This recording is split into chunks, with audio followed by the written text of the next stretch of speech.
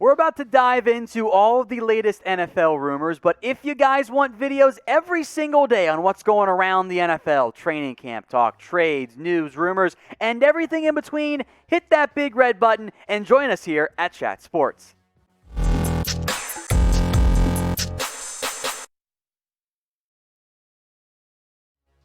Could Richard Sherman head to the Arizona Cardinals? That's the suggestion thrown out there by FanSided, and I actually think it makes quite a bit of sense here. Now, Arizona Cardinals are still, I believe, in the market for a veteran corner. And although Sherman hasn't been linked, at least publicly, by anything more than speculation to the Arizona Cardinals, it does make some sense. And Sherman is still unsigned, which I think surprises many people out there. Arizona's a logical fit. That's why I'm bringing it up on today's show. Now, in 2020, Sherman was limited, unfortunately, once again, by injury. And he wasn't as good, even when he was healthy, based on these Pro Football Reference numbers, which I think were backed up by the film as well, because, of course, that's what the numbers are based on, you know? A higher completion percentage, fewer yards, but again, fewer sample size there. More touchdowns allowed. Wasn't quite the shutdown corner that we saw in 2019, back when he was also still with the San Francisco 49ers. Now, Arizona knows him very well. Played multiple times a year, every single year, because it was the Seahawks, then the 49ers there. And when I look at what the Cardinals have right now in the cornerback room, I'm still kind of concerned. Now, Byron Murphy is some buzz. They still want to give him some nickel corner reps. That's fine. But then on the outside, you're going with, in base packages or even in nickel packages, the two outside guys are Malcolm Butler, and God, do we trust Robert Alford? He hasn't played in 2 years. I can't trust him. Tay Gowan's a late 7th round or late day 3 pick. Is he going to be any good? Who knows? Marco Wilson's a great athlete. Wasn't great at Florida, though. Jalen Thompson is kind of a safety nickel hybrid guy I threw in there just because of it. They added Darqueze Dennard, but he was Darqueze Dennard. He was a nickel corner, too. So outside-wise, I got some concerns there. Frankly, even if it's Murphy, Butler, and Dennard as the quote-unquote starters, I'd still be in the market for another cornerback option if I were Arizona. I don't trust that trio quite enough. So I do think Sherman is a good idea for Arizona. Now, publicly, Richard Sherman has spoken about these 5 teams. Either he'd like to play for them or, they've had contact or whatever. The Raiders, seems like they're out of the mix because they signed Casey Hayward. The Niners, doesn't seem all that likely. He's mentioned the Saints, but also with the mindset of, hey, you know what, folks? They're in a better spot than you might think because he's a big fan of Paulson Adebo. They're the rookie out of Stanford. Make note of that one. The Seahawks were mentioned, and he talked with them, but they got kind of deep cornerback room. I think the Jets make sense. They need a corner, but if he wants to go to a winner, a contender, Arizona does fit that mold at least a little bit better than Richard Sherman does. So I want you guys to make your predictions for me right now in the comments section. Where do you believe that Richard Sherman will sign? Is it Arizona or is it somewhere else? Get your votes in for me right now in the comments section. Let's talk trade now. Could the Denver Broncos trade away Melvin Gordon? Could they even find a trade partner? Now, Bleacher Report went through a list of one player, every NFL team, that they should try to trade. And they went with Gordon, which I was at least curious about there. Now, on one hand, there is some excess room at the running back position. And if they could trade Melvin Gordon, they'd save about $7 million, which his next team would owe him. We'll talk more about that in a little bit.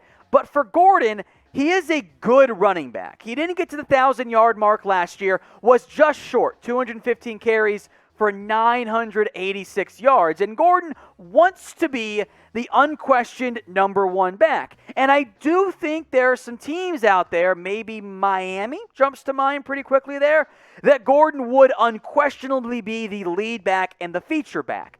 At least long-term in Denver, that's not going to be the case because Javonte Williams was a second-round pick out of UNC. He's their long-term future. They also have Mike Boone and Royce Freeman, who we'll dive into more in depth here in just a second. But the depth is real for Denver at the running back position, and they want to give Williams reps. If a team is willing to take Melvin Gordon's contract and Javonte Williams looks good, and the Broncos get a draft pick back, that's at least worth considering if you are GM George Paton. So what would you do?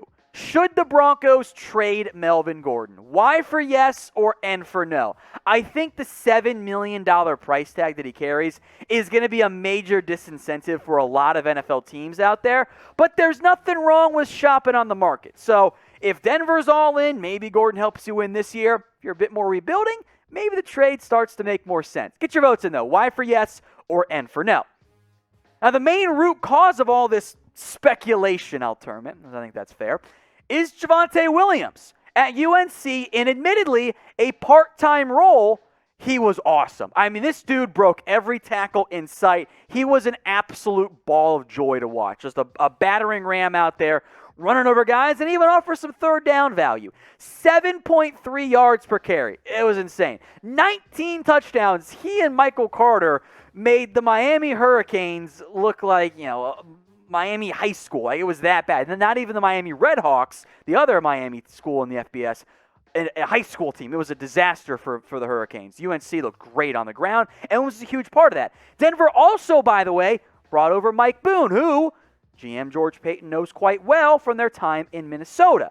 In his career, he's averaged 5.3 yards per carry. He's been stuck behind better backs, Dalvin Cook, Alexander Mattison. But Boone has some ability. I think they want to get him involved at least a little bit. And there's also the future now of Royce Freeman, who was efficient last year, but isn't the starting back that he was back, I guess, in his prime or whatever term you want to call it there for Denver. He's taken on a fourth running back role. I've suggested maybe you trade Royce Freeman. Well, if you get a better offer for Melvin Gordon, which you may or may not get, maybe you do that one. You make Freeman your number 3, Williams and Boone lead the way as RB1 and 2. If you get enough back in a trade, which I'm not sure you would, I think Denver has to at least consider it. In the long run, though, I'd be kind of surprised if they traded Melvin Gordon before the season got underway. Let's head now to the Tennessee Titans. Could they trade Rashaan Evans? Bleacher Report, one player, each team. They went with Evans, said, hey, they should trade him. And on one hand, I get it. The team declined his fifth-year option, so long-term, there's at least some lack of clarity about what Evans is going to be for Tennessee. But the Titans would also have to have some pretty significant faith in a replacement, which they may or may not, and they would be selling pretty low on Evans, probably at his lowest point, since if you're shopping the guy you just declined his fifth-year option on, teams smell blood in the water. You're not going to get much back in a trade, and it might make you worse, and Tennessee is all in on winning right now. So let me know in the comments, what would you guys do? We're going to go more in depth here in a second, don't worry. Type in T for trade Rashaan Evans, or type in K for keep. Get your votes in right now. Now, over his career, I don't think Rashaan Evans has been a bust necessarily. He hasn't lived up to expectations, but he hasn't been a complete disaster, a guy that you can't have out there on the field. He hasn't ever taken the jump, though. I thought Rashaan Evans was going to be awesome coming out of Alabama. I was very high on him. In 2020, on the bright side, he did show more in coverage. He made a little bit more of an impact there, the 5 pass breakups, but as you saw in 2019, the run support wasn't necessarily as good, especially behind the line of scrimmage. 9 tackles for loss in 2019 against just 1 in 2020. Again, I don't think Evans has been bad, but he hasn't been good enough to justify a fifth-year option or a significant extension. Better in coverage, better in terms of actually making tackles. His missed tackle rate was substantially lower, but he hasn't been the same elite impact player I think Titans thought they were going to get when they took him in the first round. In fact, although Evans did play the most snaps for Tennessee in 2020 at the linebacker position, that was because Jaylen Brown did miss some time. And Brown, I think, is still the best linebacker right now on this roster. And if Tennessee were to find trade interest from somebody out there around the NFL, they have some young options. Now, Justin March is a special teamer. He's not someone you want actually playing for you at linebacker. But David Long, Monty Rice, they're younger options. Long, a day 3 pick out of West Virginia, offers some coverage capabilities. Now, he is a bit undersized. I'm not sure he's ever going to be more than a number 3 linebacker, but he's a decent piece for you. Can he take over a full-time starting job? Maybe we'll find that out in camp and in the preseason. Meanwhile, Monty Rice was a 3rd-round pick. That's a fairly big investment to make in a linebacker. That is a significant investment by Tennessee. At least long term, I think Tennessee thinks that Monty Rice is a starter for them. Does that happen this year? Maybe, maybe not. But if there is a trade market out there for Rashaan Evans, I think Tennessee will be doing themselves a disservice to at least not explore it. So we'll see what happens with Rashaan Evans. If there is a trade, again, I lean towards no, probably not. But if there is one, it'll probably come in the preseason right around roster cutdown time.